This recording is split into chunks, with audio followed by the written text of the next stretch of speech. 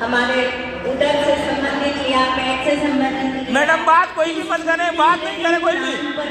इधर दीदी पहले बोल दो, बात कोई नहीं करे, बात कोई नहीं करे। आप कोई भी बात नहीं करेगा, प्लीज साइलेंट प्लीज। आप लोग बाहर तो बिना आवाज के आप जाए बाहर।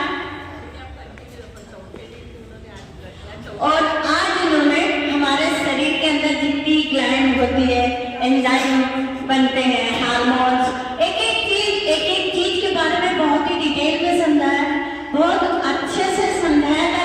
हम योग तो करते हैं, सबको यही लगता है कि हम बस योग करेंगे और चले जाएंगे, ऐसा नहीं। हमें हमारे शरीर के बारे में जानकारी भी तो होना चाहिए कि